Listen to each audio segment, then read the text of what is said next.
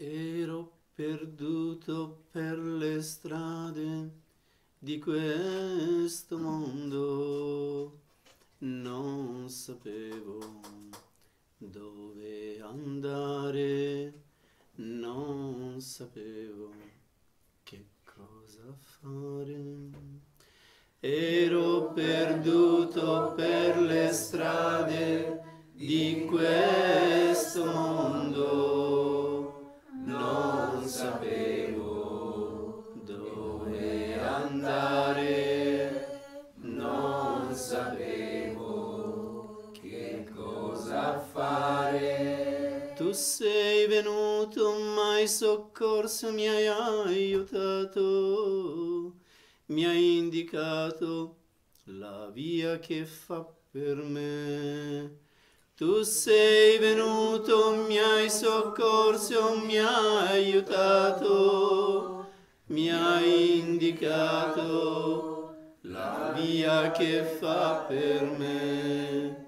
Ero perduto per le strade di questo mondo, non sapevo dove andare, non sapevo che cosa fare. Ero perduto per le strade di questo mondo, non sapevo dove andare, non sapevo che cosa fare.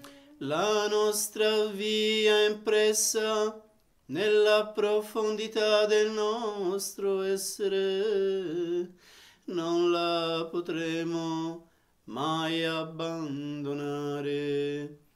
La nostra via è impressa nella profondità del nostro essere, non la potremo mai abbandonare. Ero perduto per le strade di questo mondo, non sapevo dove andare, non sapevo che cosa fare. Ero perduto per le strade di questo mondo, non sapevo dove andare, non sapevo che cosa fare. Se la lasciamo e momentaneamente la dimentichiamo, ci sentiremo come i senza tetto. Se la lasciamo e momentaneamente la dimentichiamo, ci sentiremo come i senza tetto. Ero perduto per le strade di questo mondo, non sapevo dove andare, non sapevo che cosa fare. Ero perduto per le strade di questo mondo, non sapevo dove andare, non sapevo che cosa fare. La via è il guru è la via, senza il guru la via non ha più senso. La via è il guru è la via, senza il guru la via non ha più senso. Ero perduto per le strade di questo mondo, non sapevo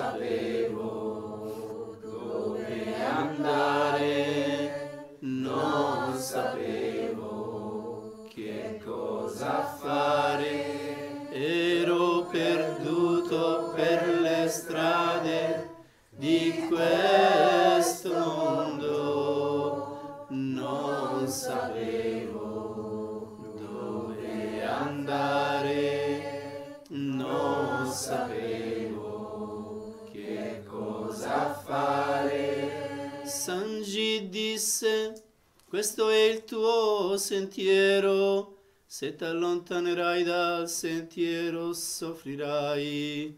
Chi dimentica il proprio Satguru non può mai essere felice. Sant Ji disse: questo è il tuo sentiero, se ti allontanerai dal sentiero soffrirai. Chi dimentica il proprio Satguru non può mai essere felice. Ero perduto per le strade di questo mondo, non sapevo dove andare, non sapevo che cosa fare.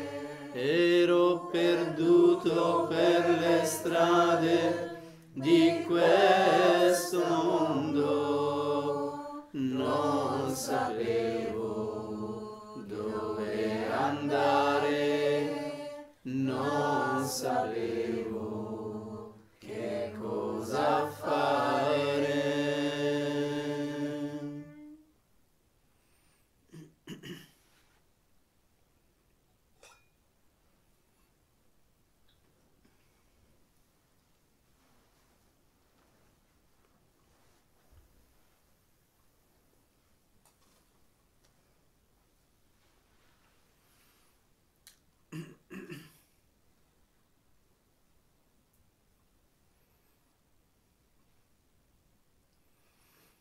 So, this is the song we are going to analyze this evening for Satsang.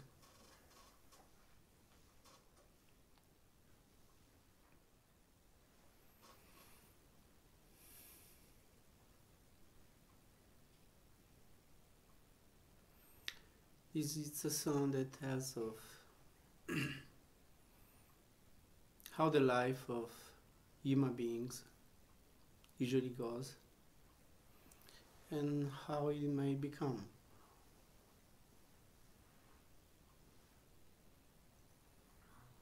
Which is that something we should do to give meaning, sense, direction to our life, so that we might derive the full benefit of living in a human body.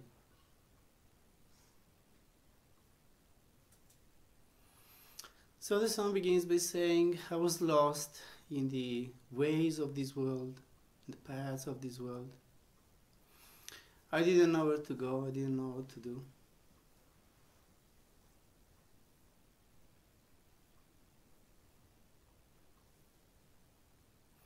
And this is how life goes for most of the human beings. Most of them do not really know why they are in this world. What's the purpose of this life? What's the reason why we are here? Is there a goal in this life? Is there something we can reach or no? For most of the people, life is meant for studying, getting a job, making money, maybe have a family. Nowadays it's even very difficult to have a family for most of the people. So then, make money for the family.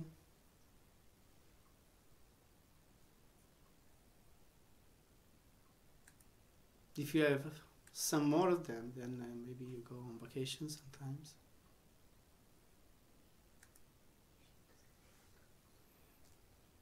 That's what most of the human beings do. Then maybe they have some passions, some things they like, some sports, hunting. This area is very spread, the hunting as the main hobby here. play football or some other sport. Nowadays there is a bit of awareness about well-being and wellness and this and that. So maybe they go for a massage sometimes, or for some therapy of some kind, to settle a little bit their brain, their mind, their body.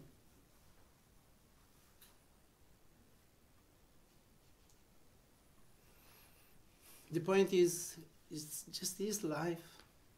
It's only this that we're meant to do in this experience in a human body. And most of the people do not even know what's this body, how it works, how it functions. They don't know anything. They just keep stuffing themselves with all sorts of things, because then that's the other great pleasure: food, drinks, and those who want to venture further, to take drugs to make their life a bit boosted up, which then brings the complete downfall.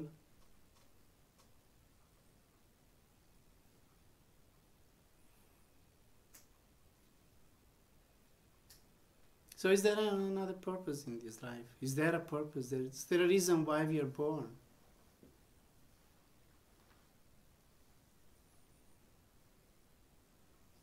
There are some people at some point get fed up with all this. They try all possible kind of things. They say that yes, these things helps a bit.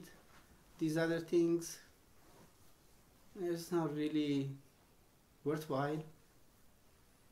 But in the whole, eventually it leaves me as I am. So eventually, some people get to the point in which they become despaired, fed up with everything. Maybe they begin looking for something higher, something. Maybe less try to explore the dimension of spirit. Maybe something there. So nowadays very much in fashion yoga and therapies of several kinds and other practices. But most of the people go into this with the same attitude by which they try everything else. And the attitude nowadays in society is that of use, try something, then throw it away. Quick results, quick effects. I don't want to trouble myself to change my life, to change my habits, to change my attitude. No, something that gives me quick result. That's why the use of drugs is so spread nowadays, because that's what gives a quick result.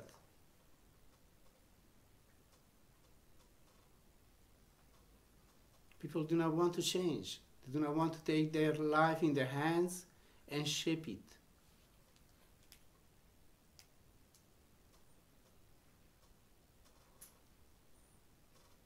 So let's say that most of the people are lost in the ways of this world, as the song says.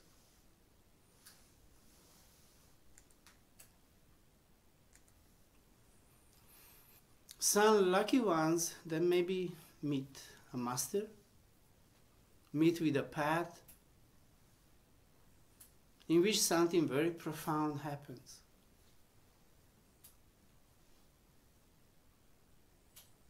Someone says, you came, you helped me, you show me the path that is good for me, that works with me.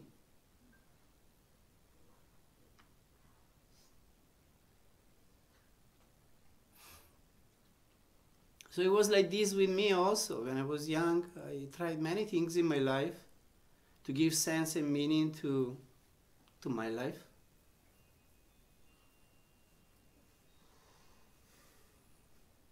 Normally, you know, in any generation there is a trend that comes up, fashion, and people follow that. So every generation has got its own fashions, its own trends. And people go with that. So I also went with the trends of my generation to a certain extent. The time politics was very much in fashion, so to say, because it's also fashion. So I experienced that. I wanted to change the world. I thought we could really succeed making a better world. In my generation, this was very strong. Changing the world through politics, through political action. So I believe very much in that. So I got busy with that. But somehow I didn't feel it was my story. I didn't feel to be my place and to be what I was meant to do in life. I'm talking about when I was, 17, 18 years old.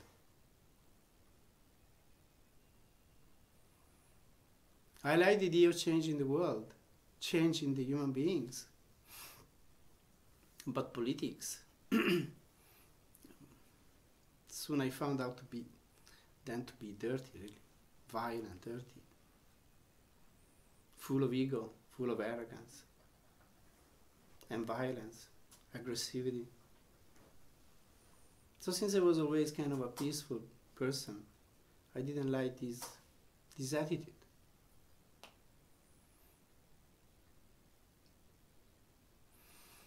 So, where to go, what to do? Then I began reading about yoga, which Indian philosophy, which at the time was a rare something really. The beginning of the 70s, end of the 60s, it was very rare to find anything about this.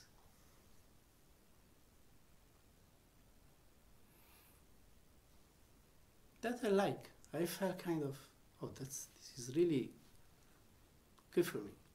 This is food for my teeth, we say in Italian.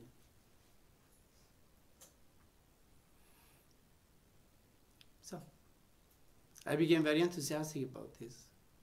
And I took it very seriously.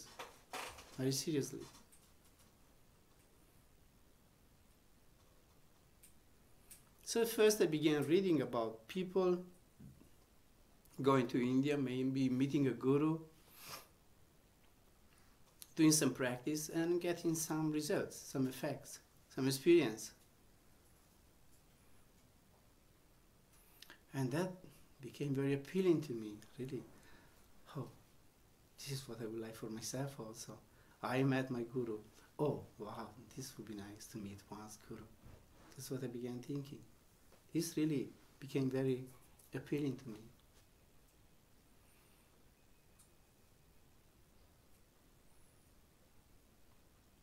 So I began to be oriented this way. I didn't really understand very much about the topic,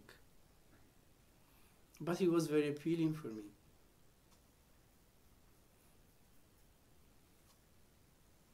Then at some point I went into a crisis with life, with myself, because if you don't go into a crisis, you don't really change. We only change when life pushes us into the abyss. That's when we change. Or we stand on the edge of the abyss. And we know that if we take a step farther in that direction, we are finished off. Then maybe we take our life seriously because we see the danger, either physical or mental. So it's very good when we go into a crisis, into a very deep crisis, because there is a chance for change, for a real change.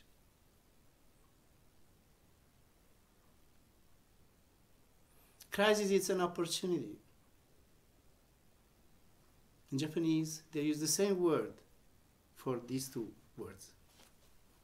Crisis and opportunity. When we go into a crisis, then we have an opportunity for change. If we never go into a very deep crisis, there is never hope for us.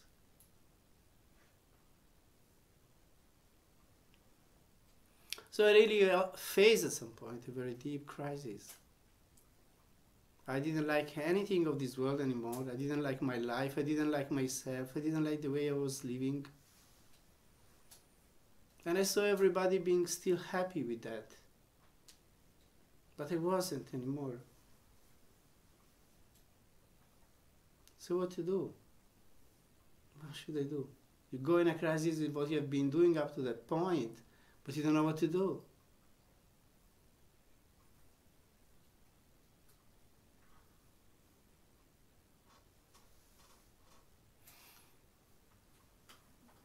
So I was very desperate because there were some very obsessive thoughts, negative thoughts that crowded my mind and really made me feel desperate, because up to some time ago I was very peaceful. I had none of these.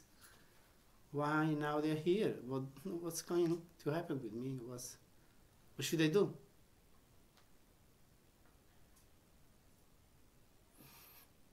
So one day when I was in this obsessive state of mind, I really began questioning, how do I find a way out here now? How do I find my peace again? And I was sinking into this state of despair. That's where the shift came.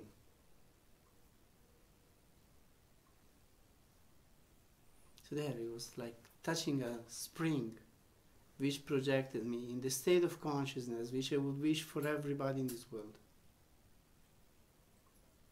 And that's where I experienced. Not because of believing, not because somebody told me, but because it was given to me to experience it.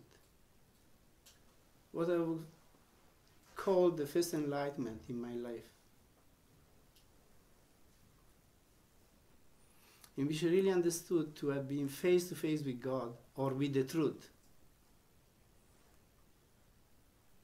Because from that state everything fell into place. Everything was perfect. Everything was like seeing, it was like seeing everything for the first time with a magnifying lens. It was like seeing life and so many aspects of life which I never considered to exist, which I never gave any importance to, but they became so prominent.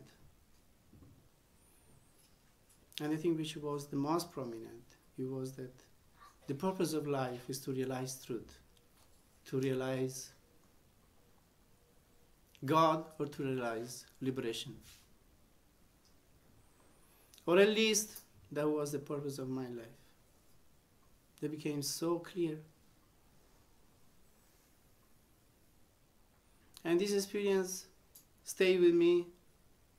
I stick to it. I changed my habits, really.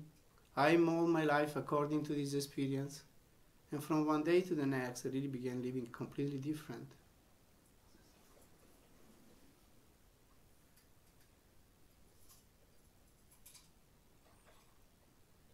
So for 1 year, I tried so hard to get back to that state of consciousness. I tried so hard to go as deep as I could and stick so much to my truth, which was revealed with that experience. And it wasn't easy, because at some point I really realized how tough it is facing the mind, how hard it is, this mind, how stubborn it is, and how difficult it is to control it. You want to go in a direction, but your mind takes you elsewhere. Then you're not able to control this mind. And it's like a wall you want to pierce through, but not easy. So I began doing such an intense spiritual practice.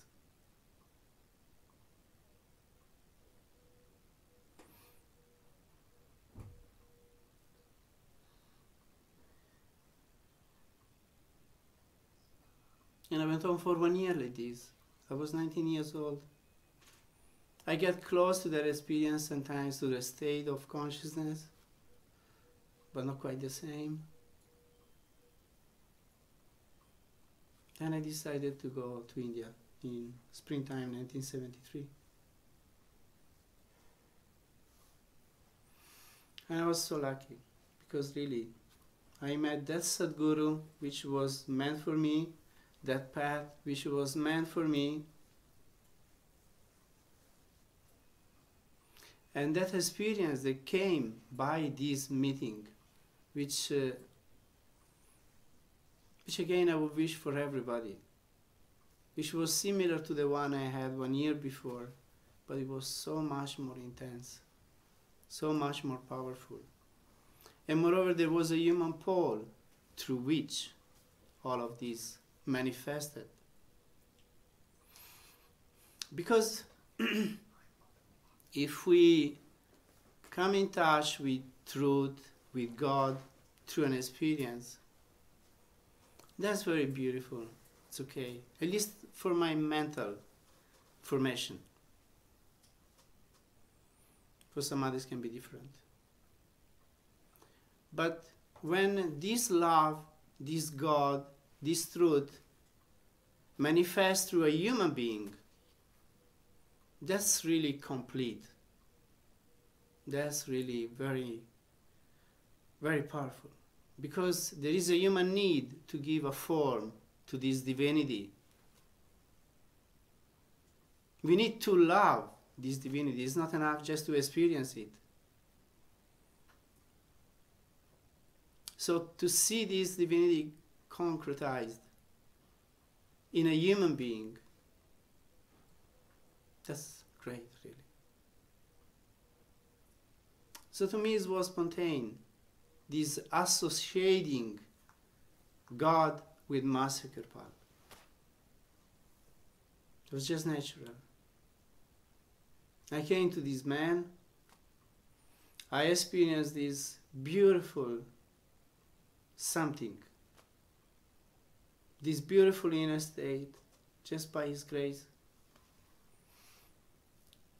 I experienced this divinity within me by his grace. So this divinity manifests now for me in this human body. That was but natural for me.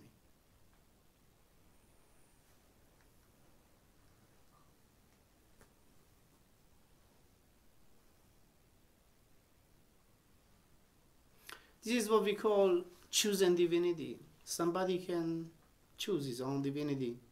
Any one of us has the right to choose who and what is our divinity. And I chose Master Kirpal to be my God.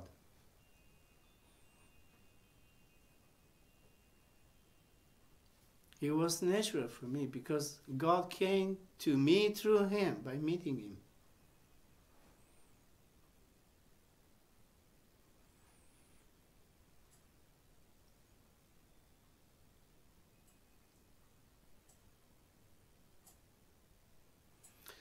So the song says,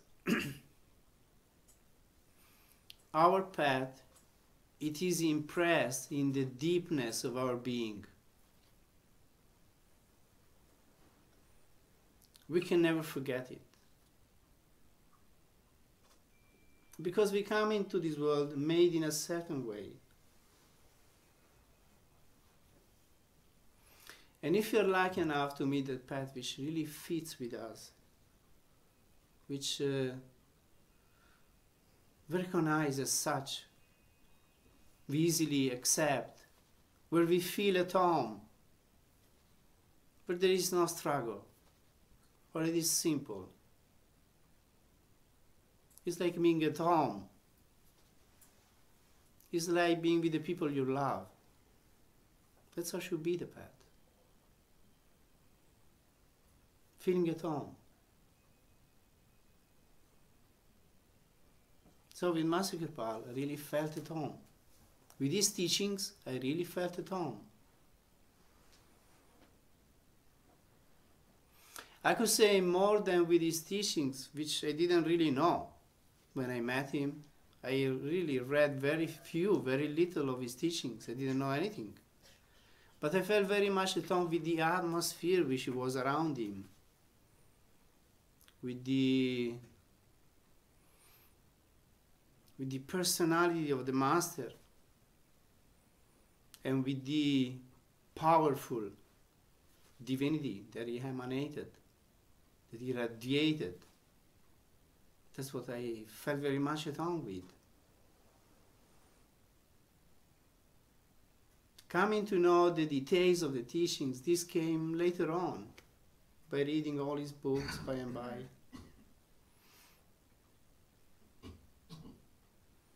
But at the beginning I didn't know much about his teachings, almost nothing.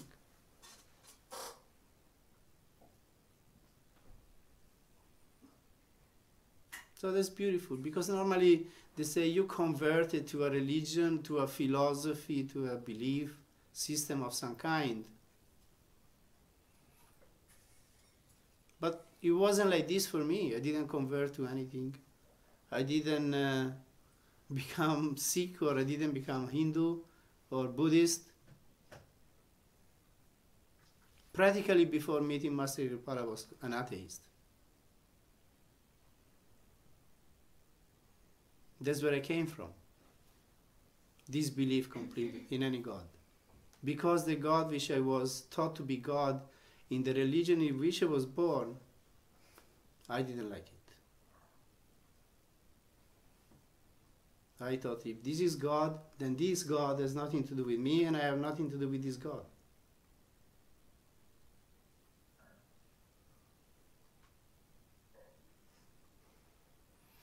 So it wasn't becoming converted into anything.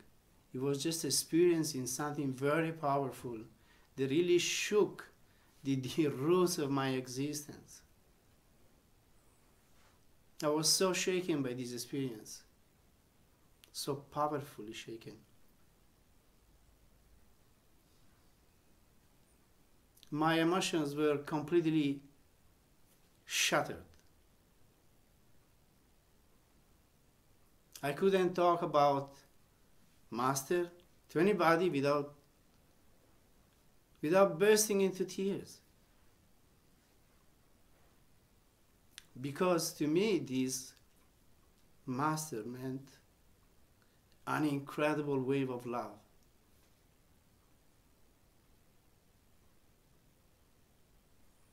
And that burst through whenever I tried to say something to anybody about him.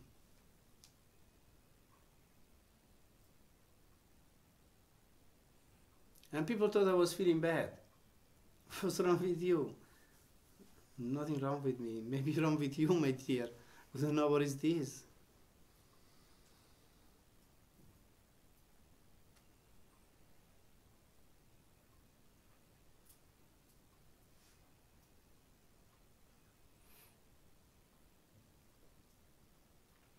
You know, there are many people who come on the path, they take initiation. We have seen so many. I have seen so many in these years. I have been dealing with 3 Sanghats in my life, with 3 spiritual groups, let's say. First with Master Kirpal's group, which was a very big group, thousands and thousands of people.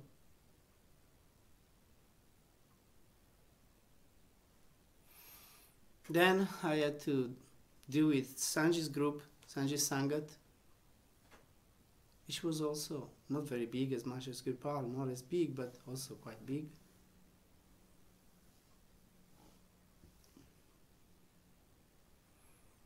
And now with this group which has come around me. So I've seen so many people coming on the path, staying for some time, then leaving, forgetting.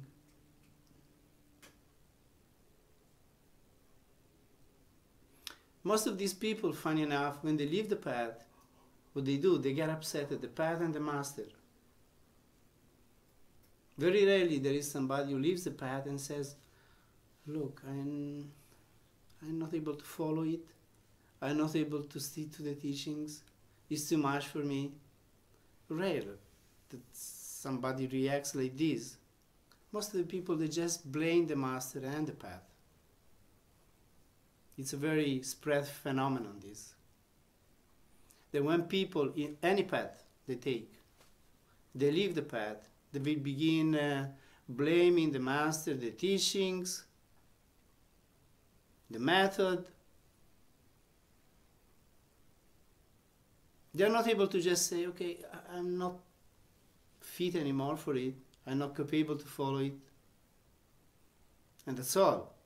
No, because this incredible ego is never capable of blaming oneself, wants always to blame others. So they begin finding all possible blames for the teachings, for what the master said, what the master did.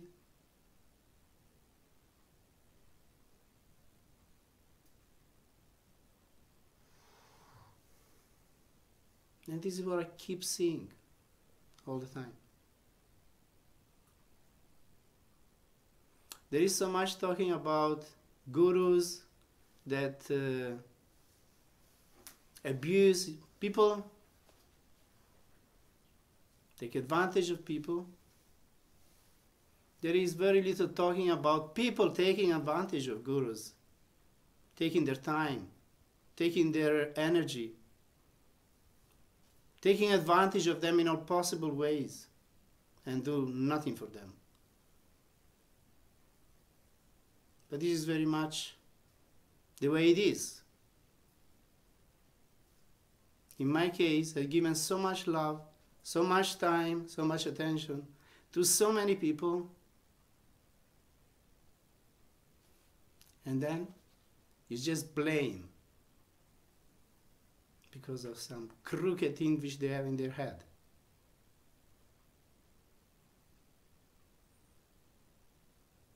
Because of this arrogance and ego which can never die.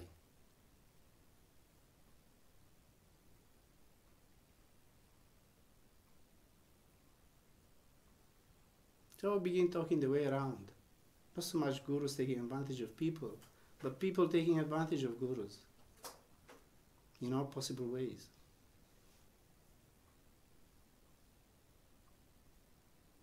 I've seen it with Master Kirpal, I've seen it with Sanji, and I see it with myself.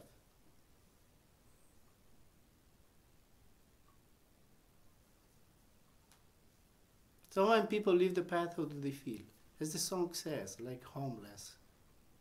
In the beginning there is this upsetness, at least this gives them motive for life. They're upset with the master, they're upset with the teachings, so they feel like fighting with something. But then this goes also, it ends at some point.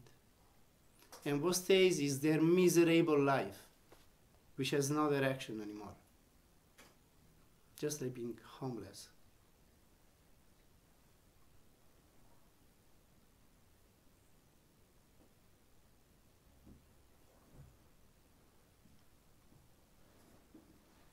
So the song says, the guru is the path, and the path is the guru. Without guru, the path has no meaning.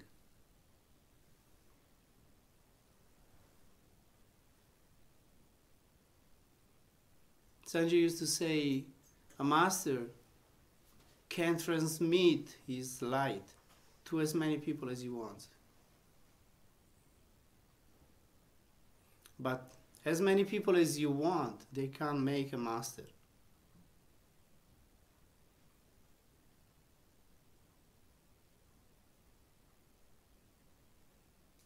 So it is the master that gives life to the teachings. The teachings in themselves, they have no real life. They become again formal religion, a doctrine in which you believe without life. That's what religions are. They are a sect of dogmas and doctrines that people take for granted because they were born in that religion. And they have been taught since they were born that Jesus is God, Buddha is the enlightened one, Krishna is the one who made all possible and impossible miracles. And they believe it. Nowadays, I see the same things happening with Kirpal Singh. When I was in India last year, very much I saw this. For many Indians, Master Kirpal is like Krishna. He did all possible kind of miracles. They don't see anymore their human side. They never met him, most of these people, or rarely met him. But for them now, Master Kirpal is the man above all human beings. Nobody like him. He is also foolish. That's how our religion is formed.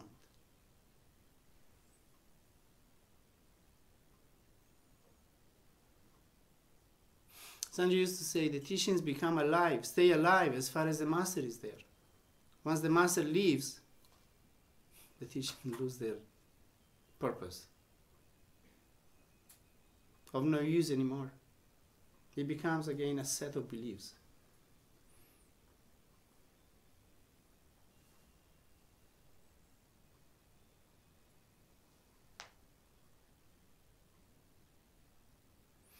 So the song ends by saying, Sanji said, this is your path.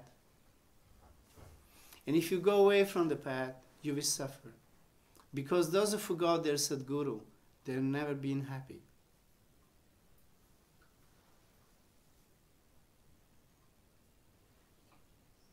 Because it's true, when you find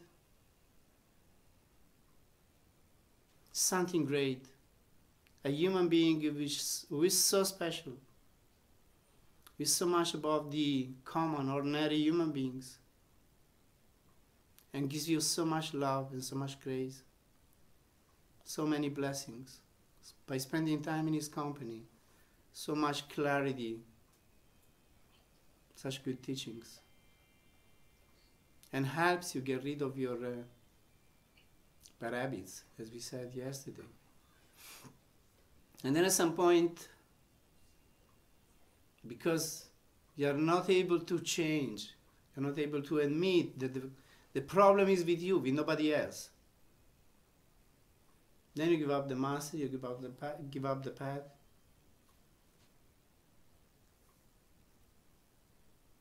Then your life becomes miserable, even more than before, I would say.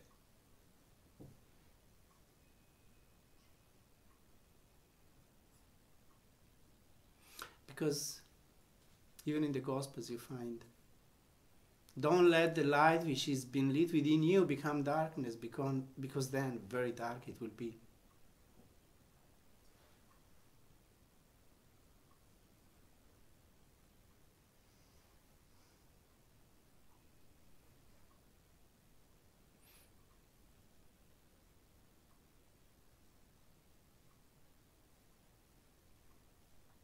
So we should take our life in our hands. We should avoid putting God to test. Russell Perkins used to define these kind of situations in this way. He used to say, when will you stop putting God to test? Means God has shown you things. He's shown you the way. How can you refuse it? How can you put God to test?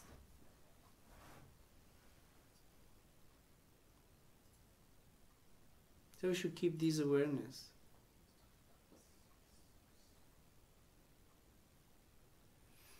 And have the strength to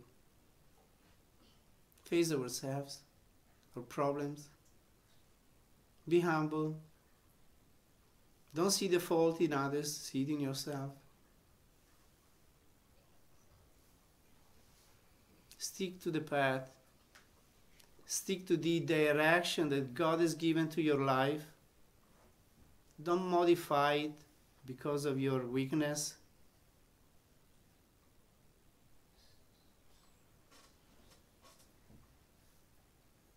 Be true to yourself. Be true to your truth.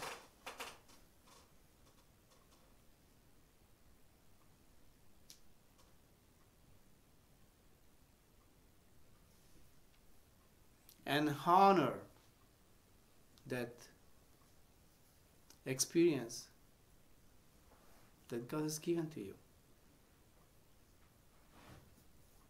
By following the path and the direction that has been given to you for your whole life, and keep making your life meaningful, special.